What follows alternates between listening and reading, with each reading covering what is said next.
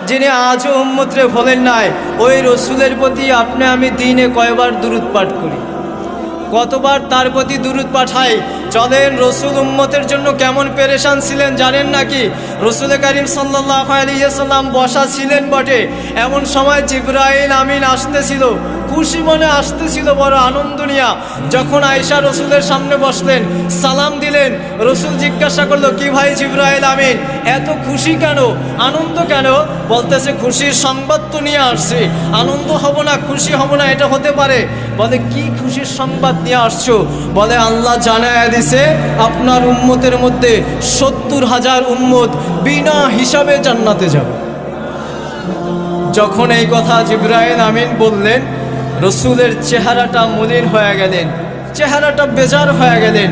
জিবরাইল আমিন ডাক দেয়া বললেন, ইয়া রাসূলুল্লাহ, এত সুন্দর খুশির একটা সংবাদ আপনারে শোনাইলাম, আপনি খুশি হওয়ার কথা ছিল বটে, তবে আপনি বেজার হয়ে গেলেন, ব্যাপারটা কি? তখন জিবরাইল আমিন রে বলতেছিল, জিবরাইল, মাত্র 70,000 উম্মত বিনা হিসাবে জান্নাতে যাবে, আমার বাকি উম্মতেরও পরিস্থিতি হবে তো হবে কি? আমার বাকি উম্মতগুলা কোথায় যাবে? আমার উম্মত তো 70,000 না, আমার বাকি উম্মতের পরিস্থিতি কি হবে? যখন এই কথা বললেন, বলো আল্লাহকে একটু ঘুরাইয়া দেওয়ার জন্য। জিবরাইল আমিন বলতেছে, ইয়া রাসূলুল্লাহ, তাহলে এই প্রস্তাব আপনি গ্রহণ করতে রাজি না, এই প্রস্তাব আপনি নিতে রাজি না? জিবরাইল আমিন এই কথা বলার পরে রসুল বললেন, জিবরাইল, আমি নিতে রাজি না এটা বলতেছি না, আল্লাহকে বলো না ঘুরাইয়া দেওয়ার জন্য। আবার চলো একটু পরামর্শ করে দেখা যাক। পাশেই ওমর ফারুক বসা ছিলেন, জিজ্ঞাসা করছিলেন ওমর ফারুককে, কি ব্যাপার, নেওয়া যায় কিনা এই প্রস্তাব?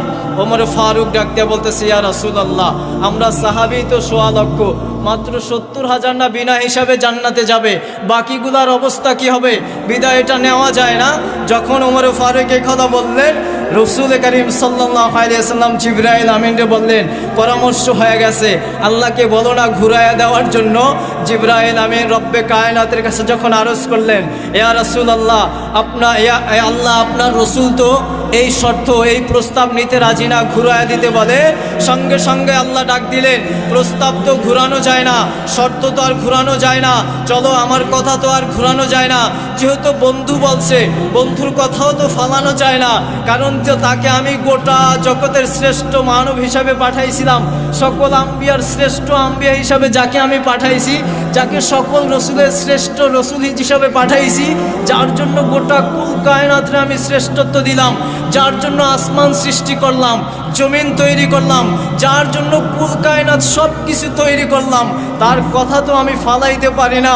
চলো জানায়া দাও, রসুলের সুসংবাদ শোনায়া দাও, যে 70,000 উম্মত বিনা হিসাবে জান্নাতে যাবে, ওই 70,000-এর প্রত্যেকজনে হাতে দইরা আবার 70